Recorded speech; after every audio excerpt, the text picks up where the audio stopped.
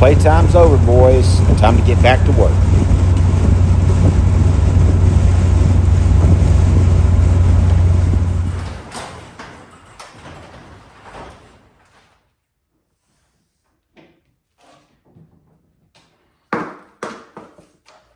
So as I'm standing here making a video for next week, I thought it'd be neat just to come to you ever so often and let you see the behind the scenes of what it takes to get this job done on a daily basis. I'm working on the Impala's interior right now, and if this panel looks familiar, it's part of the upholstery. You'll see it coming up. That's not what today's video is about. Just wanted to stop and say hello and let you know what's going on in the shop today. If you guys have interest in seeing what's going on daily, I was thinking about doing something to where it may be a 5-minute video showing you what went on today. Let me know what you think about that. Drop me a little comment. Well, I'll say I'm making lemonade out of lemons. This has turned out to be lemony. See, that piece just broke, but that's okay. We're gonna glue these back on. I put this tape on here just to make sure that didn't stick to this, but the tape sticks so well that I have to be rough with it, and that breaks those in. Anyway, you'll see more of this in the video that has to do with this.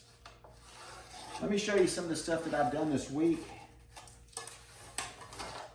and then we'll get you guys caught up a little bit.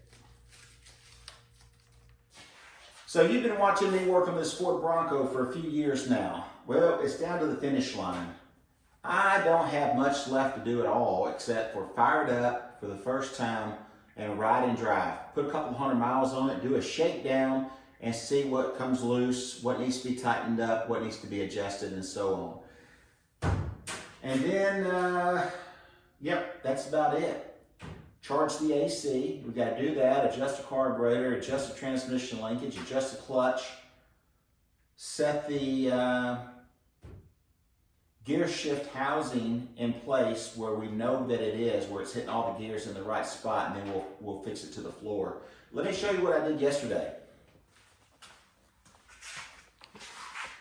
So yesterday I was able to knock out this spare tire cover just to keep from having just a bare wheel sitting back here looking all nasty and everything.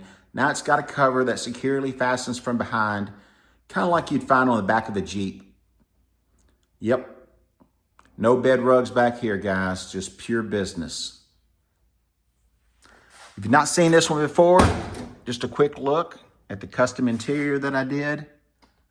Dash pad, custom radio install, everything. So make sure you go back and look at the Bronco build. Everything you see here was done on the channel.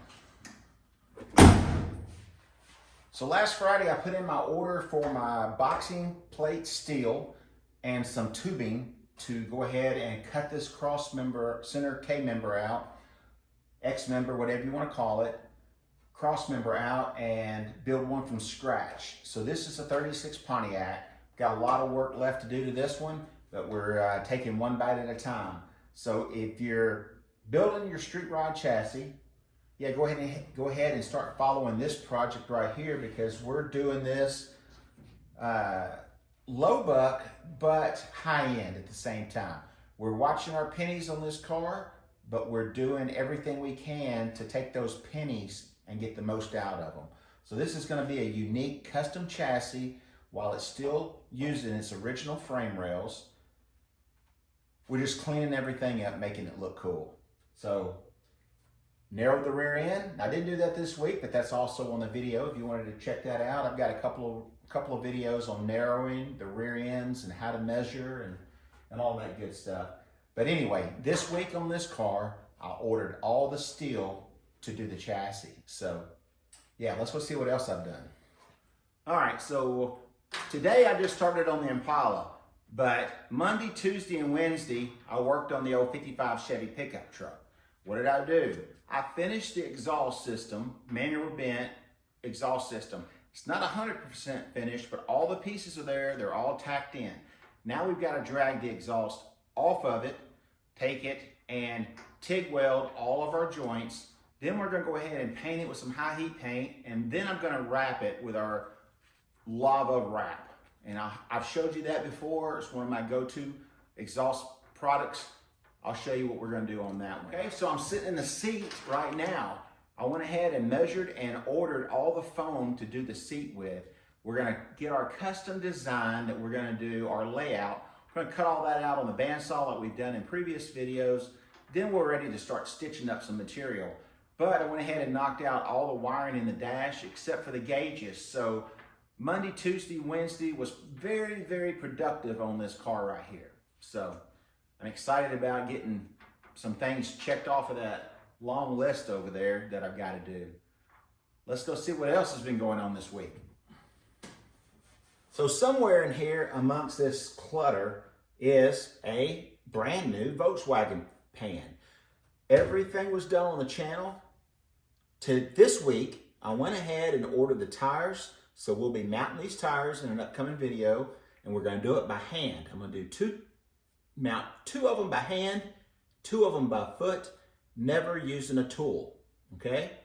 Now, some of you might say my hands are tools and my feet are tools, but something's gotta touch the tire, right? We can't just blow it on there. So if you're interested in that, stay tuned. We're throwing tires on this.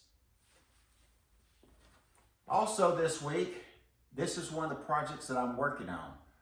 The other cars, I've ordered parts for them. So I have to do something every week, it seems like. I gotta get parts coming so they're here when I'm ready to work on that project.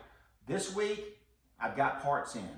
You just saw me messing with a few of them, and I'm making the other ones. So this is the 61 Impala that we're doing a full-blown custom interior on. Right now, all the interior is ready to start covering, except for a little bit of foam work up front, and I'm making the trunk panels.